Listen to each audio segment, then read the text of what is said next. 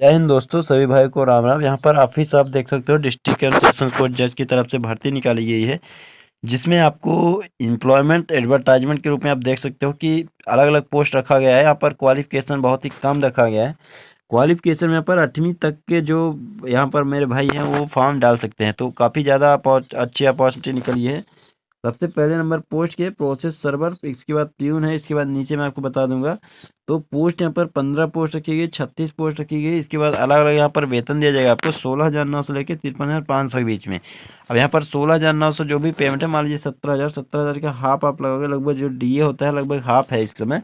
तो 17,000 का आप हाफ जोड़ लो तो कितना होगा, लगभग आप ये मानो कि 8,500 तक का आपको इसमें बढ़ेगा।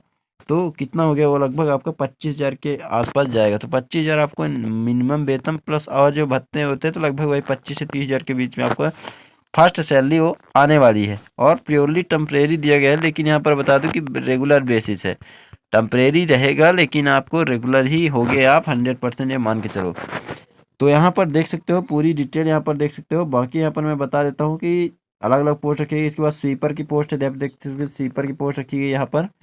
नेक्स्ट यहाँ पर रखी गई लिफ्ट ऑपरेटर की, जो लोग लिफ्ट चलाते हैं उनके लिए भी रिक्वायरमेंट निकाली गई है। और इसके बाद एक जो पोस्ट रखी गई यहाँ पर, थोड़ा सा नीचे आके दिखा देता हूँ आपको, जनरेटर ऑपरेटर की। आपको पता है जो जनरेटर वगैरह लगे रहते हैं, बड़े बड़े जो सोसाइटी होती है, बड़े बड़े जगह में लाइट वगैरह चली जाती है, जनरेटर ऑपरेट करने के लिए यानी कि एक आदमी को नियुक्त किया जाता है। तो क्योंकि कोर्ट है इतना बड़ा हुआ है, तो लाइट अगर जाती है ऐसे कुछ रिस्क नहीं लेते, तो आपको जो है जनरेटर ऑपरेटर की भी पोस्ट यहाँ पर एक निकाली गई है। बाकी यहाँ पर चीज़ों को देखें तो क्या क्या क्वालिफिकेशन रखा है, थोड़ा सा मैं आगे आके दिखा देता हूँ। वैकेंसी के बारे में बताया कि बढ़ाई भी जा सकती है, घटाई भी जा सकती है। अब ये जो है यहाँ पर देख सकते हो कि एजुकेशन क्वालिफिकेशन के बारे में बताया गया है, क्या क्या आपको क्वालिफिकेशन रखना चाहिए। तो सबसे पहला प्रोसेस सर्वर की बात करता हूँ, तो यहाँ पर मैट्रिकुलेशन के साथ आपको हिंदी और पंजाबी का नॉलेज होना चाहिए। अब क्या है, आपको पंजाबी नॉलेज नहीं, हिंदी बस नॉलेज, तो क्या आप फॉर्म भर सकते हो? तो जी हाँ, आप फॉर्म भर सकते हो। स्वीपर की पोस्ट में बात करूँ, यहाँ पर थोड़ा सा इसको थोड़ा सा मैनेज कीजिएगा। स्वीपर की पोस्ट की अगर मैं बात करता हूँ, तो स्वीपर में आपको क्या होना चाहिए, कैंडिडेट्स को एक्सपीरियंस होना चाहिए आपको, और प्लस आपको यहाँ पर कोई क्वालिफिकेशन नहीं रखा गया, यानी आप नॉर्मल आदमी भी हो तो भी आप फॉर्म भर सकते हो। और यहाँ पर प्यून्स की अगर बात करता हूँ, प्यून की जो पोस्ट निकाली, तो प्यून में यहाँ पर दोस्तों कम से कम आपको कितना पास होना चाहिए, 8वीं पास होना चाहिए और हिंदी का नॉलेज होना चाहिए, तो आप फॉर्म भर सकते हो। लिफ्ट ऑपरेटर में थोड़ा सा, लिफ्ट ऑपरेटर में और जनरेटर ऑपरेटर में एक्सपीरियंस लिया गया है, तो 5 साल का एक्सपीरियंस आपको लिफ्ट ऑपरेटर में और 8 साल का एक्सपीरियंस किसमें, जनरेटर ऑपरेटर में आपको रखा गया है। और बाकी यहाँ पर 10वीं पास रखा गया है, और दोनों में 10वीं पास रखा गया है। बहुत सारे भाई होते हैं कि लिफ्ट वगैरह चला रहे हैं तो उनको नॉलेज होता है, तो आप फॉर्म भर सकते हो, लेकिन एक्सपीरियंस सर्टिफिकेट आपको लगाना पड़ेगा, ध्यान रखना इस चीज़ को। नेक्स्ट आगे आते हैं, तो एज भी अच्छी खासी रखिए। यहाँ पर एज की बात करता हूँ तो 18 साल से लेके 42 साल, यहाँ पर देख सकते हो कि 18 साल से लेके और 42 साल की पोस्ट यहाँ पर भर्ती निकाली गई है। लास्ट डेट के फॉर्म को क्या रहेगा, तो फॉर्म यहाँ पर 23 अक्टूबर से स्टार्ट लास्ट डेट है, और ये फॉर्म अभी स्टार्ट हो चुका है। तो लास्ट डेट के लिए आप वेट ना करें, जितने जल्दी अपना फॉर्म यहाँ पर डाल सकते हैं। 5 बजे तक ये फॉर्म आपको पहुँचाना जरूरी है। अब देखिए फॉर्म का जो मोड रहेगा वो ऑफलाइन रहेगा, ये ध्यान रखना है। तो ऑफलाइन फॉर्म आपको डालना पड़ेगा। बाकी यहाँ पर पूरा डिटेल में आपको बताया था कहाँ आपको भेजना है।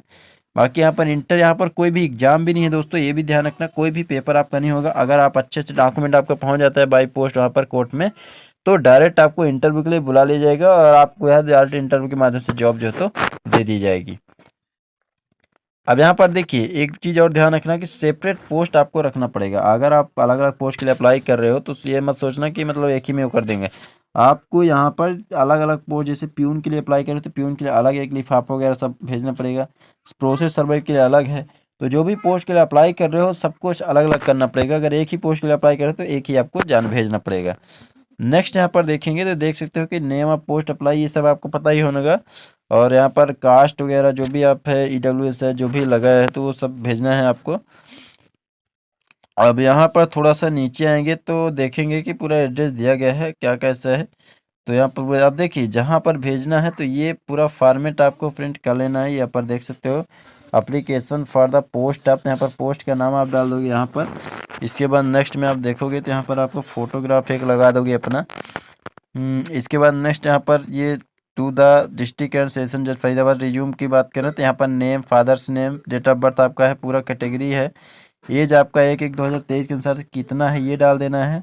क्वालिफिकेशन डालते हैं, परमानेंट एड्रेस करस्पॉन्डेंट से यहाँ पर देखिए परमानेंट एड्रेस की ये होता है जो आपको गांव जहां आपने पैदा लिया, और करस्पॉन्डेंस से जहां पर आप अभी रह रहे हो, अगर गांव में हो तो वही रहेगा, बाकी अगर अलग जगह रहे हो तो उसका एड्रेस डालना है।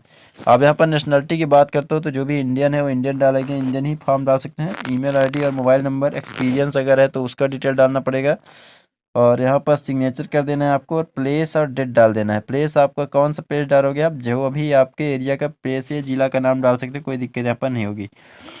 तो ये सब चीज़ें आपको ये वो करने के बाद डॉक्यूमेंट को सबको मिला के लिफाफा में भर के, और लिफाफा में तरीका होता है कि जो कहाँ पर भेजना है, तो यहाँ पर ये चीज़ लिखा गया है, देखिए सबसे लास्ट में यहाँ पर दिखा देता हूँ, to the district and session जज फरीदाबाद, यहाँ पर लिख दोगे, और फ्रॉम एक बार लिख दोगे अपने एरिया का नाम जहाँ से आप भेज रहे हो, फ्रॉम करके वहाँ पर भेज दोगे। बाकी अगर कोई दिक्कत होती है आप कमेंट्स करके बताएं, मैं सब चीज़ आपको क्लियर कर दूंगा।